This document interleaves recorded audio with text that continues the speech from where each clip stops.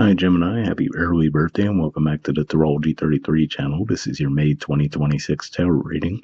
Thanks to those of you who have liked, viewed, shared, and subscribed to the channel. I appreciate all of that. For those of you new to the channel, as far as what we have in front of us, it's a 12 card spread with each of those cards representing a different house of the zodiac. Starting with your sign, Gemini is the first house, all the way through to Taurus representing the 12th house. Once we get through that, we'll pull an oracle card as well for some additional insight. As far as the decks being used this month, for the main tarot deck, we have the Brady Tarot, and for the oracle deck, we'll be using the Wisdom of the Oracle. But we're actually going to start the reading off by rolling those astrology dice we have in front of us to get an idea of where your focus should be as far as that goes.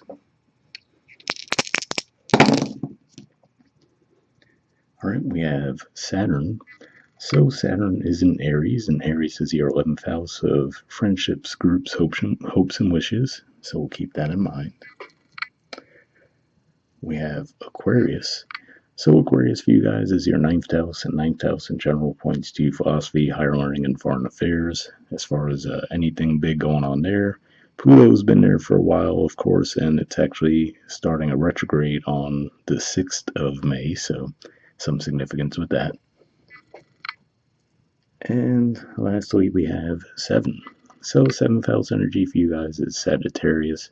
In general, 7th house points to partnerships, contracts, relationships, and as far as astrological aspects or activity going on there, right at the very end of May, on the 31st, we're going to have a full moon in Sagittarius. So we'll keep all of that in mind as we go through the main spread. So for your first house energy, which generally points to personality, self-awareness, and appearance, we have Mother of Feathers. So this is basically the equivalent of the Queen of Wands, which is Aries energy. So this could just be saying you might be feeling energized this month, very directed, right? Aries is a cardinal energy.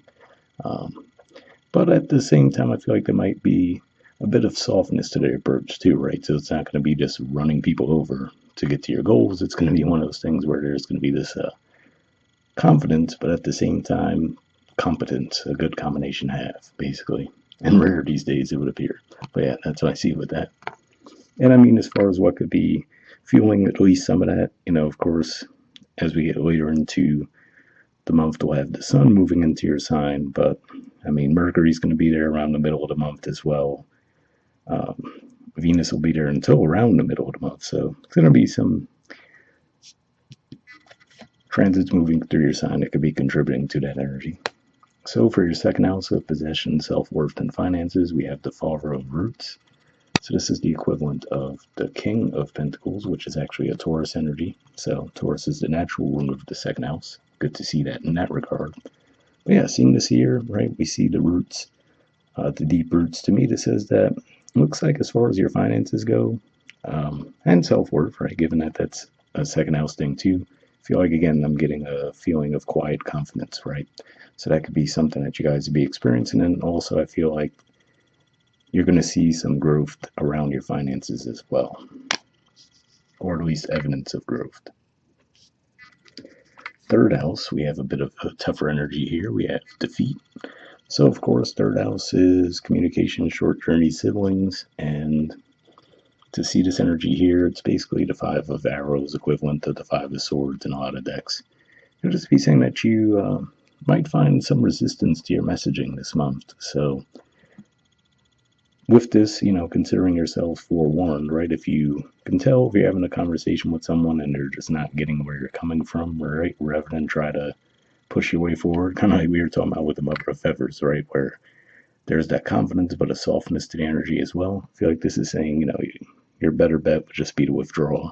If people are coming at you, that's another thing too. But, I feel like this is just saying don't waste your time engaging in those types of dynamics if you could avoid it. Fourth house energy, which is home, roots, and family, we have the Death card. So seeing this here, Scorpio energy, so it does make me think of the fact that, of course, on the 1st of May, we're going to have that full moon in Scorpio.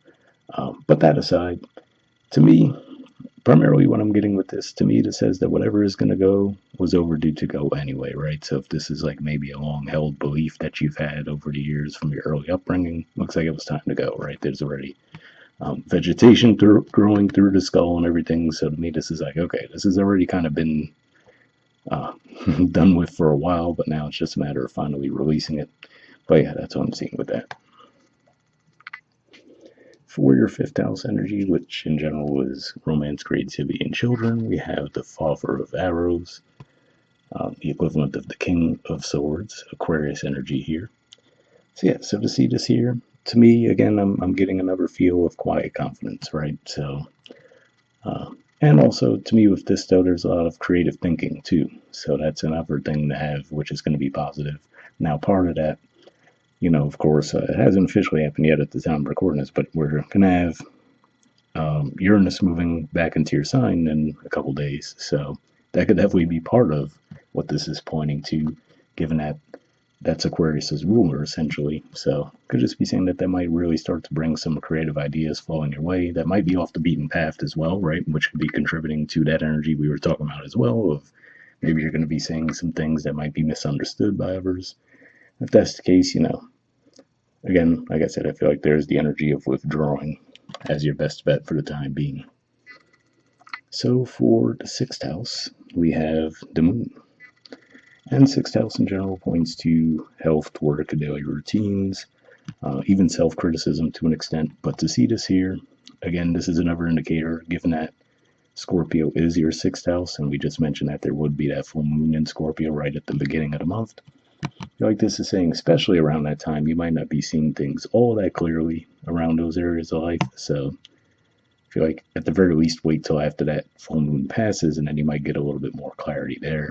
For others of you, though, if this is more of a health related thing, it could just be something that might flare up out of the blue, and you might need to figure out what's going on with that. But I don't see, especially you have a pretty high energy card in your first house, so I don't think it's going to be anything that wipes you out long term, but just something you have to keep an eye on. Could be like a weird food allergy or something that pops up. All right, so for the seventh house, which also came up with the dice and generally points to partnerships, contracts, and relationships, we have the world. So the world is a strong energy. I usually view it as Saturnian on one hand, which we do see Saturn came out with your dice as well, but also North Node more so.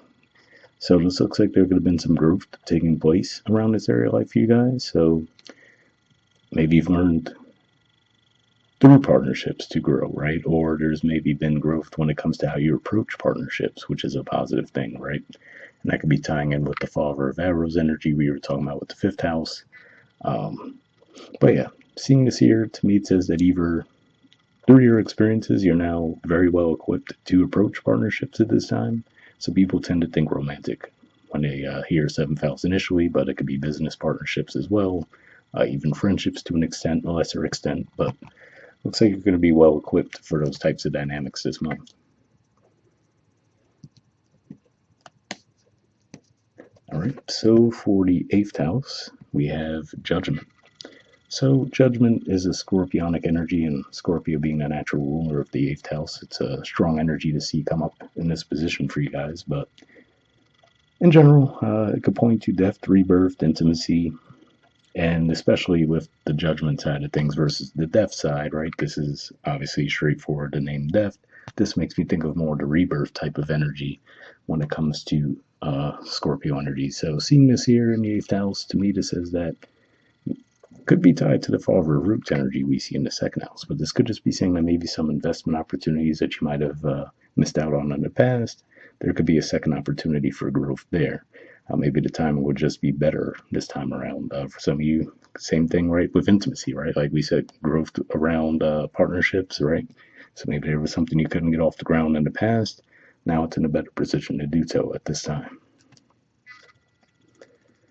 All right, so for your ninth house, which we also saw come up with the dice, we have the Mother of Roots. So this one here, this is basically the equivalent of the Queen of Pentacles, which is a Capricorn energy. So yeah, I feel like this is saying that you're looking at things through a long-term lens right now, right? Which is interesting, right? Because given Uranus moving back into your sign, like we mentioned, that might make you seem more prone to make these quick decisions on the fly. But again, I feel like these are things that are measured, right? So maybe the best way to think of it is these could be ideas you might have had for a long time, but just not knowing quite how to execute them. And now that energy there, the fall of arrows showing up in your fifth, could say that, okay, now you're finally starting to put those missing pieces of the puzzle together on how to actually execute it in reality. But yeah, either way, to me, this says that your beliefs seem to be on firm ground, which is a good thing to have as well. If you were to be challenged this month, right, as far as it won't rattle you or shake you to your core or anything like that. 10th house energy, we have withdrawal. So 10th house is primarily career and social status. And to see this energy here, it's basically the equivalent of the Four of Swords in traditional tarot. To me, it says again, so yeah, this could be indicating, let's say, if that resistance that you get is within your work environments, right? It could just be saying that, okay, you might not even say, all right, you know what? I said what I had to say. Let's let them do it their way, see how it plays out, right? So again, that could be related to the quiet confidence that we were talking about, right? Not to say that you necessarily have an I told you so moment, but to me, it's like, it's more of you being able to make peace with, well, I already told them how I think this is going to go. If they don't want to go that route, they want to do their thing. All right, we'll let it play out, see what happens. But I feel like you're not going to be shaken from what you believed in the beginning going into it. So that'll be interesting. So yeah, like we said with the 11th house, we did see Saturn energy come up, which can be a heavier energy at times, but the actual tarot card to go with the 11th house is celebration. So this is actually Cancerian energy here. It's the equivalent of the Three of Cups. And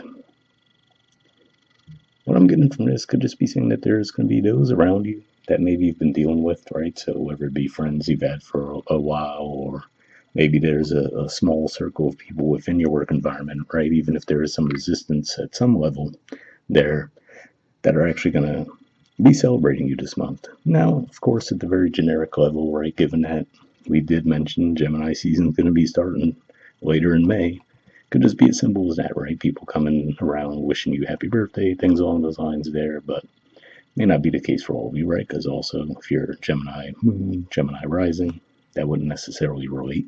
But yeah, seeing this here, I feel like this is saying that there are going to be people who are in your corner, who are going to be happy to see what you're working on, and your successes to go along with it.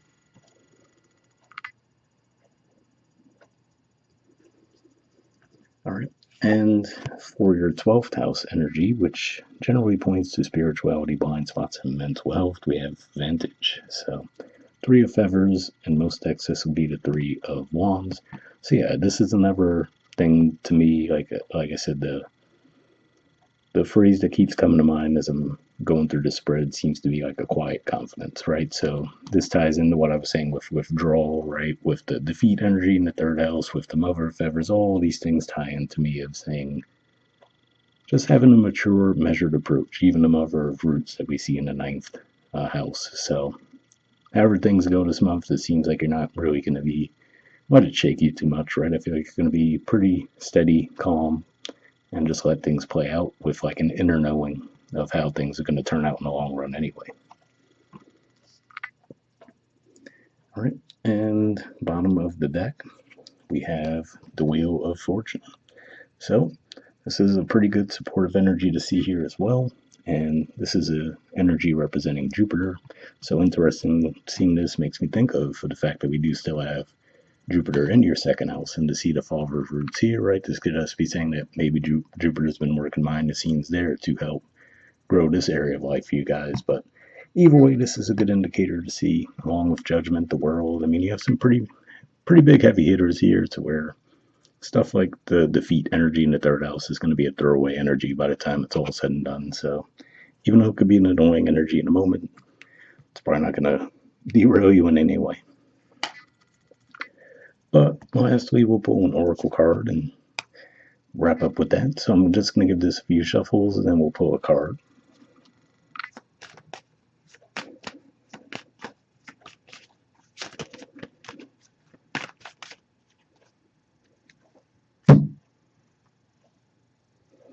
Okay, we'll take this card here, get this out of the way, and we'll see what you got.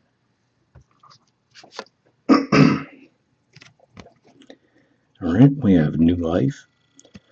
There's the artwork, and the number is 39. So yeah, I mean, I will say the label for this card definitely makes me think of that could be more related to that Uranus energy we were talking about, but we'll see what it says in the book.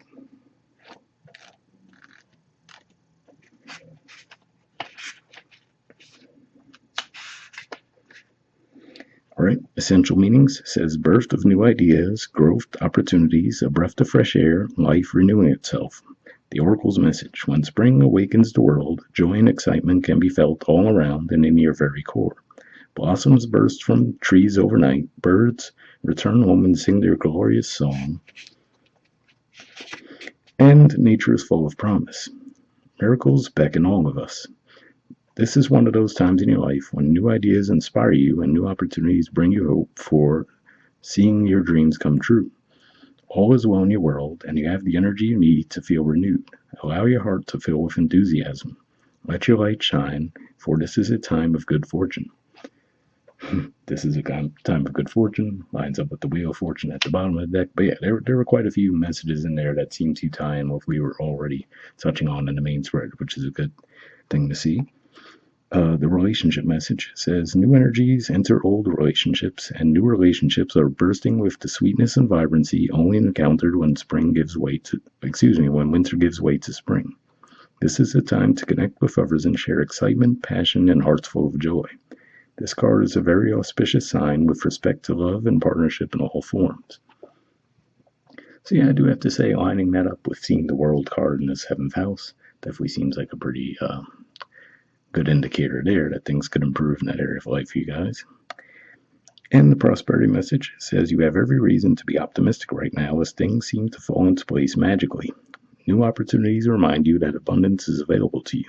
Delight in the bounty that begins to appear in surprising forms. Stay curious and know that your hopes and dreams are being fulfilled.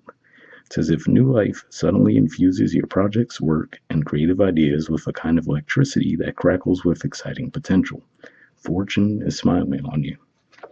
Again with fortune, right? So, yeah, I mean, technically, like we said, we're not really going to be in Gemini season until toward the end of May, but sounds like things are already going to be improving as we progress through the month. So definitely sounds like a good thing there. And once again, happy early birthday. Hopefully that resonated with you guys, and we'll wrap up there. All right, bye.